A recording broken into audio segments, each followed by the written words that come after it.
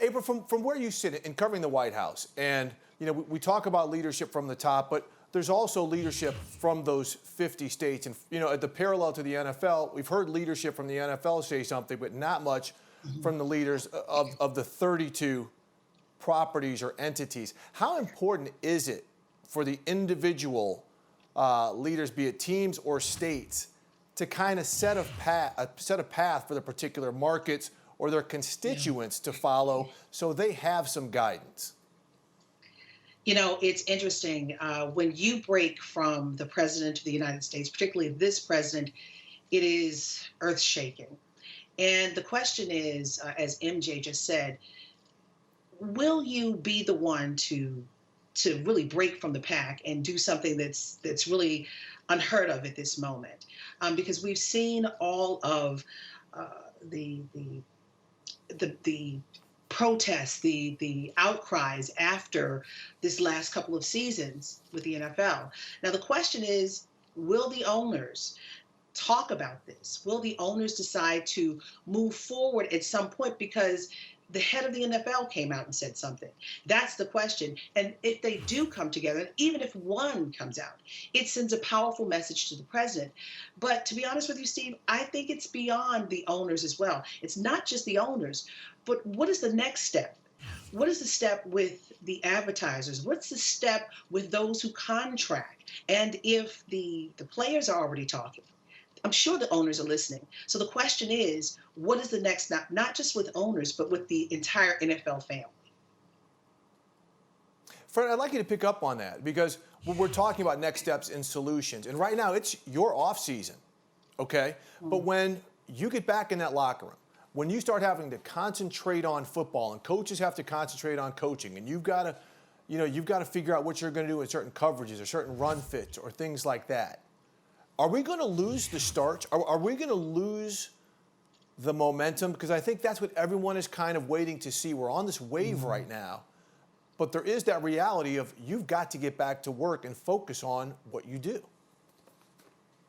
Yeah, I think the key is to try and find a solution where we can keep the conversation going. Whatever that means or however we do that, using our platform is very important at this time, because we have a voice that a lot of people don't have, to be able to reach a lot of different minds. And at the end of the day, the change needs to start inward. I look at myself. How can I be a better person out in the community and in society, where I can, treat others with the same love and compassion as I do with my own family. And I think you got to look inward. You got to speak to your children. The youth are extremely powerful in this and creating real progress.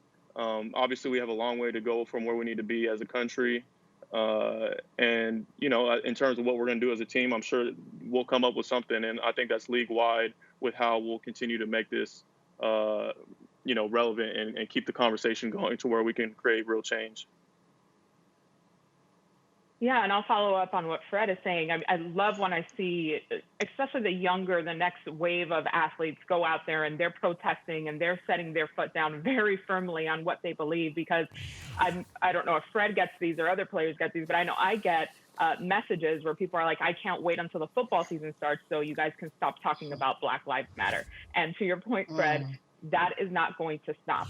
We can't just do the whole stick to sports thing. This isn't just a sports specific topic or a political topic. This is a human topic. Yeah. So the fact that people continue to spew that type of rhetoric, saying that, just stick to sports, or why do you care, or you're probably wealthy enough. Like, this goes so far beyond just your platform, just what players are doing on the field, just what ownership does in their offices, even just what we do as voices in the media. This has to transcend. This has to start in homes, having very uncomfortable conversations.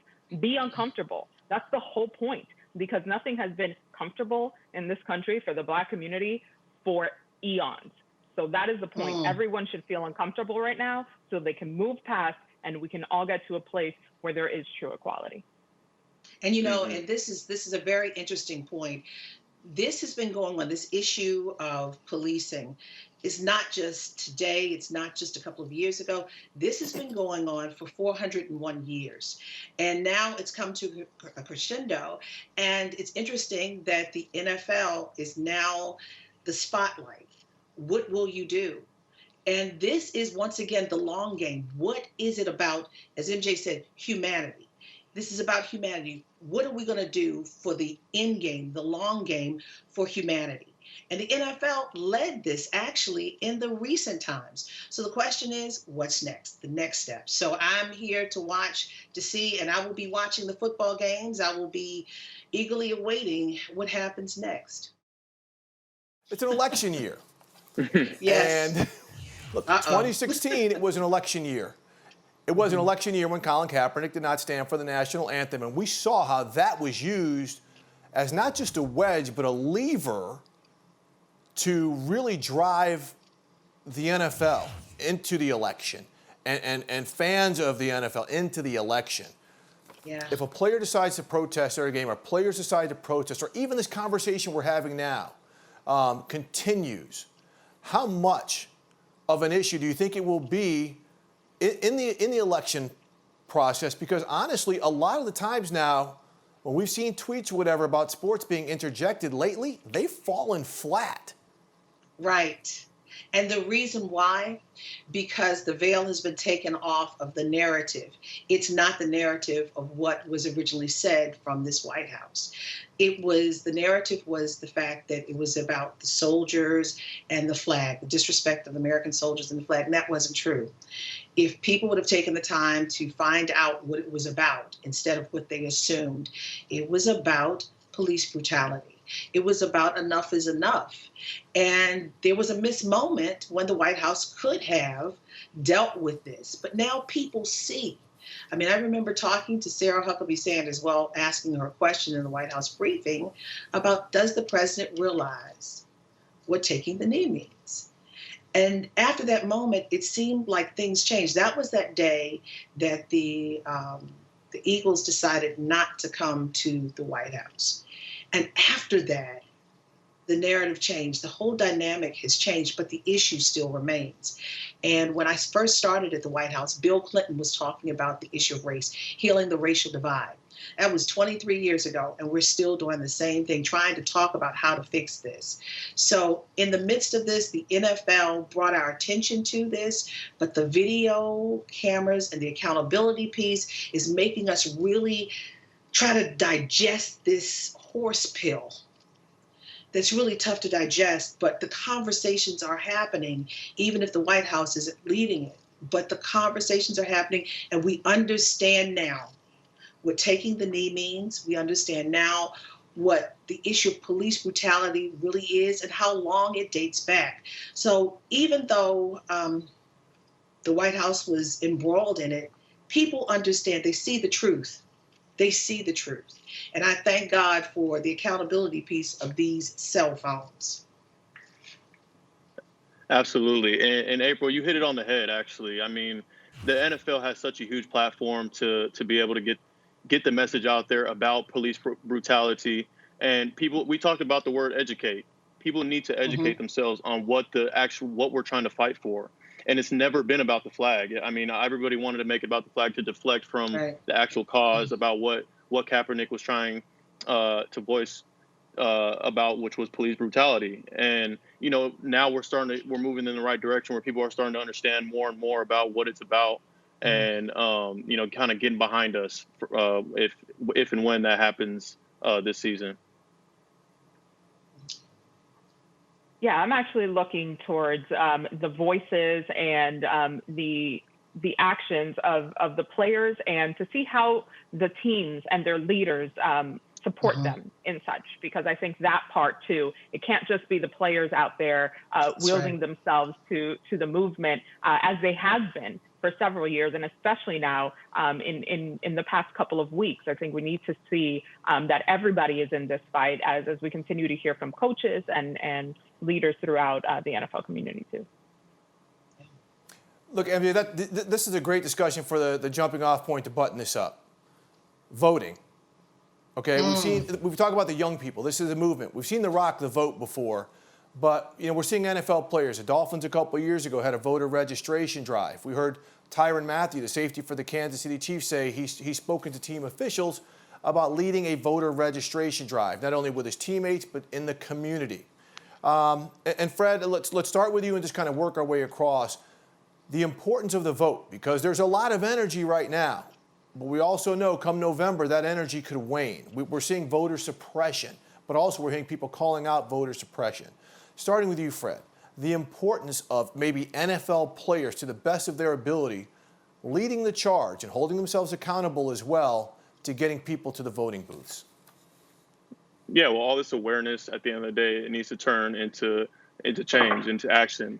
And, I'm very proud of the way the 49ers handle themselves. And I remember back in 2018 when I first started with the team, we had a voter registration, and they were encouraging us to get out there and to vote and to use our voice. And that's how they've always been. And I think that's not going to change or be any different this time around. I think if anything, we're just going to have to, be even more, be present and out there for everybody to see and to try and lead the charge, like you said, to get everybody else to do the same.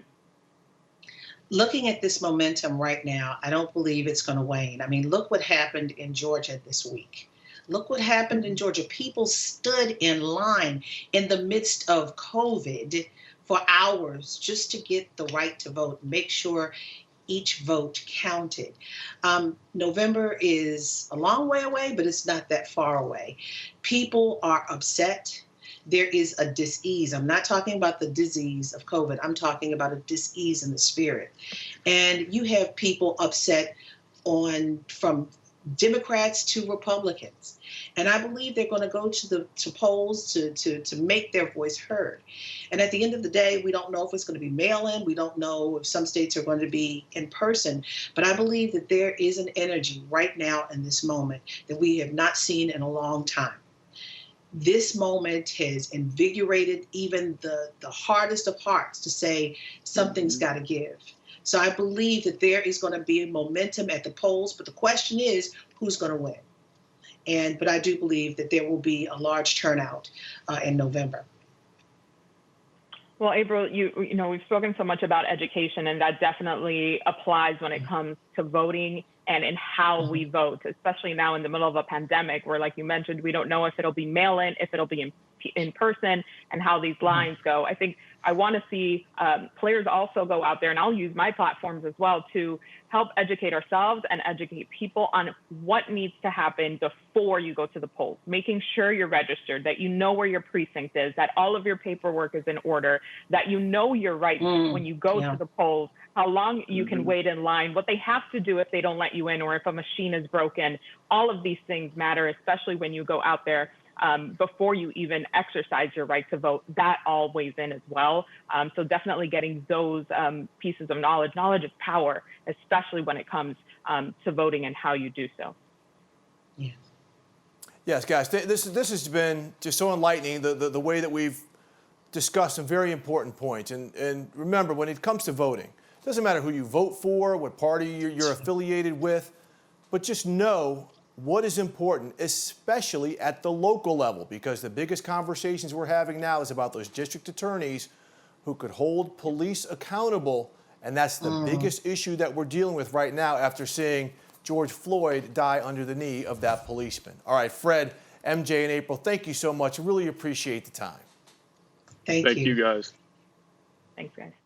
I want to get all your takes on this, and Fred, I'll start with you because we talk about leadership and having uncomfortable discussions and making uncomfortable moves. Yesterday, we saw NASCAR ban the use, the appearance, the waving of the Confederate flag at any of its sponsored events. As we know, this is a Southern sport. This is a Southern heritage sport where the Confederate flag has almost been, kind of an open bastion of this is our flag for our sport. The fact that it took this leap, knowing it was going to alienate a significant part of its fan base, says what to you, Fred? Just how important this issue is, and how they're behind it 100%, and that's I mean, that's huge. That's a very big step because I mean, obviously, I don't know a lot about NASCAR. You mentioned how it is a very big Southern sport, but the fact that they were able to take that leap, that means that we are creating real change, and we're starting to do things regardless of the backlash you're going to get. Because at the end of the day, these changes should be made with, with zero hesitation. But the fact that there are people who still do believe the things that they do, and their hearts aren't as open as others, these conversations need to be had, and regardless of if they're tough or not, it needs to happen. Yeah, Fred's right. I think mostly when we start talking about taking down flags or taking down statues, whatever the issue is, there needs to be a component of education, because so many people think, oh, they're doing this just because they don't like it. But there's a history behind so much. And this is a passionate issue on all sides of the spectrum. But at the end of the day, NASCAR taking down that Confederate flag, not flying it, at the events is huge. And the Confederate flag issue, so many people don't understand why there is such a disdain towards the Confederate flag. It represents slavery, the oppression of a people.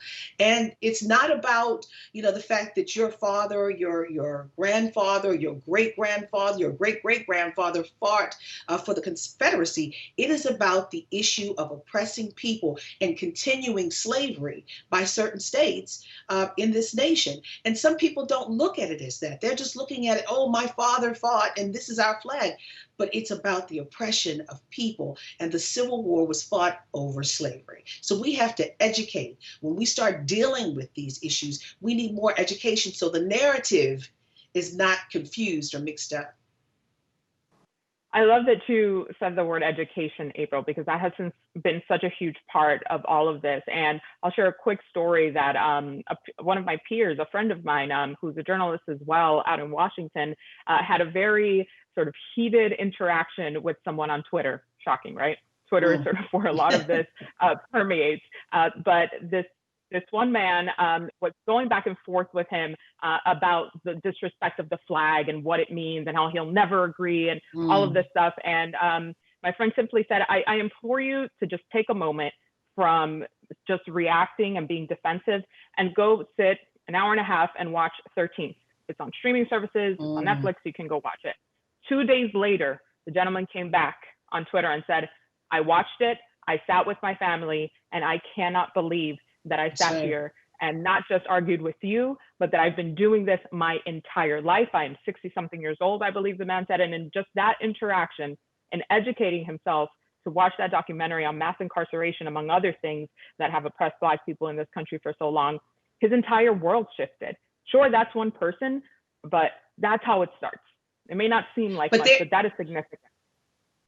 But there is a large swath of America that truly doesn't understand. They were not given the information in school or in the home to understand what the oppression of certain groups in this country looks like over the centuries and how it still persists today. And people believe that because certain groups are not oppressed anymore, they're driving nice cars, or they're playing in these magnificent sports and living wonderful lives, that there's still not an issue of oppression. There is. And I believe that it's incumbent upon us to talk like we're talking today. It's about the next year. It's about our children and their children coming from this oppressive and racist moments that we've had. And April, that colleague of mine, that peer of mine, is a white reporter who was educating another white man on what's happening and how he should educate and enlighten himself. So it's important to say that as well, just like you mentioned. Yeah. And that's so important, because it does seem now that more people are taking the time to at least listen to understand the why. Unfortunately, there's some people who want to have nothing to do with the why.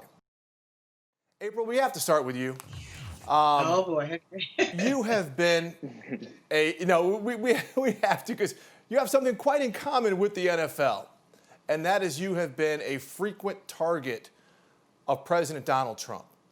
How about even that? recently, he came out against the NFL. Yeah, even recently, he came out in a tweet against the NFL. You've dealt with it face to face for a long time.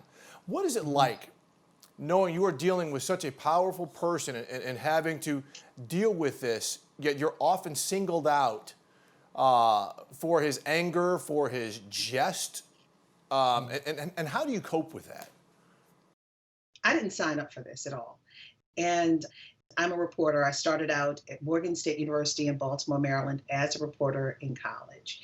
And I kept going, but no one ever gave me the rule book that this was going to happen.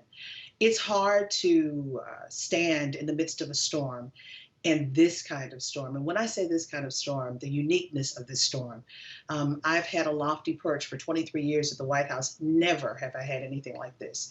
For a president of the United States to single me out with words of hate, with words of disrespect, it is tough to come from under something like that from the leader of the free world, the commander in chief, the president of the United States of America.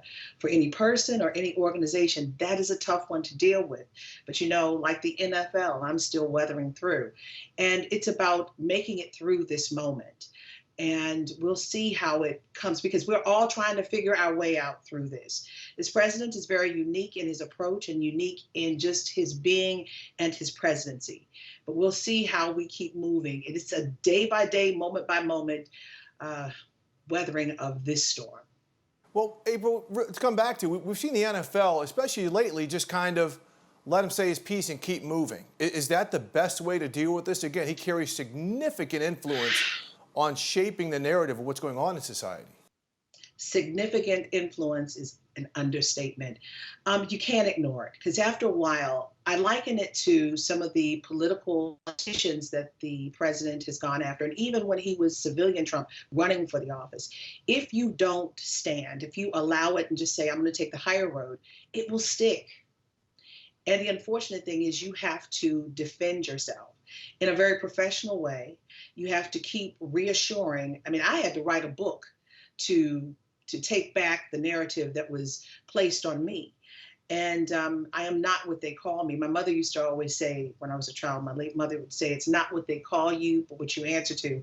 And I've had to employ that philosophy. But I also had to stand my reputation, my integrity. I've had to be a person of integrity to be able to withstand this storm.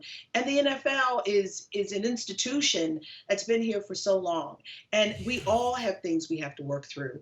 But at the end of the day, it's an institution that's going to stand. But we have to figure out how to wade through this, how to wade through the attacks, how to wade through the people that find what the president says truthful. So it is a matter of knowing that this is a long game.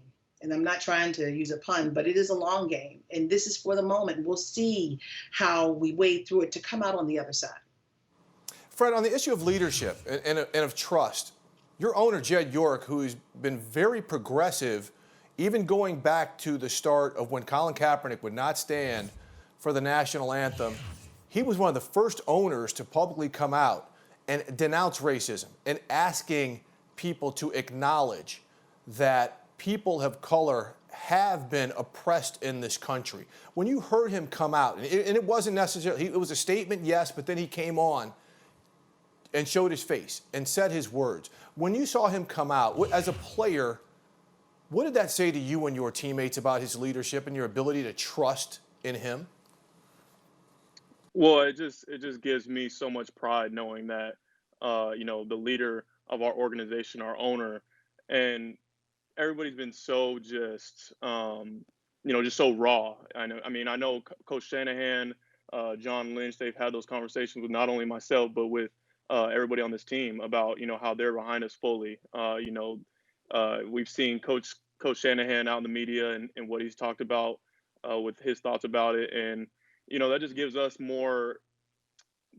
What's the word? I guess we want to be able to use our voice much more, just because they're behind us, and nobody's scared to say something, knowing that I don't know, like maybe you might get backlash from it or something like that, especially when it comes from people who are higher up in our building. So it's very endearing to see that, especially from those people. Fred, has there been any conversation between players or with Coach Shanahan or whomever about there possibly being peaceful protest or anything like that? So Coach Shanahan and John, they got on a call with some of the leaders on the team, black and white, just to kind of talk about the situation, and telling us that they're fully behind us and whatever we want to do.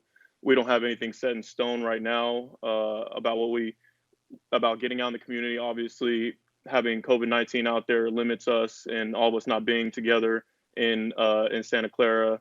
But I mean, we do want to create change. All this awareness that everybody's bringing up, it's got to be turned into change at the end of the day to make this just a better world, a better country for everyone. And for too long these racial inequalities and injustices have been going on, and it's enough.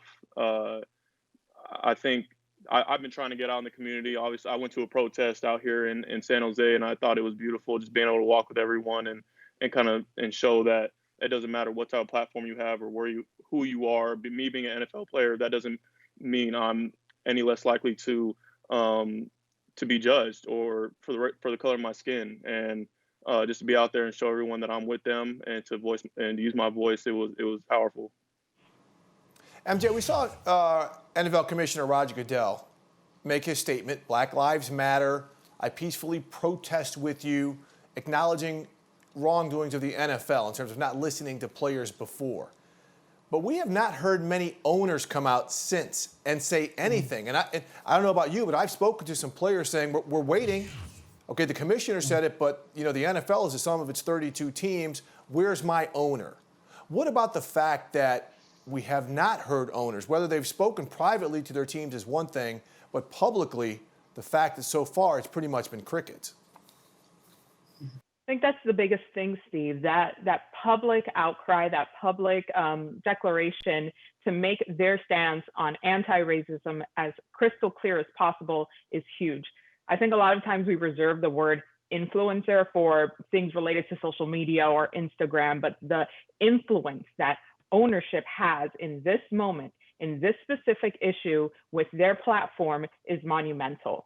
So hearing from owners specifically and directly to the public and saying that they stand with their players, most of whom are Black, that they stand with the Black community, and that they denounce racism would create such a tremendous ripple, such a tremendous wave. Would there be backlash and outcry? Without question. But I think beyond that, there would be this sort of imposed need to self-reflect from people who maybe are not ready to open their minds and their hearts to the injustices that have been happening to the Black community in this country for centuries. So to have ownership come forward and really decry that this is what we stand for, this is what we believe in, and this is who we're supporting would be such a shift in the paradigm.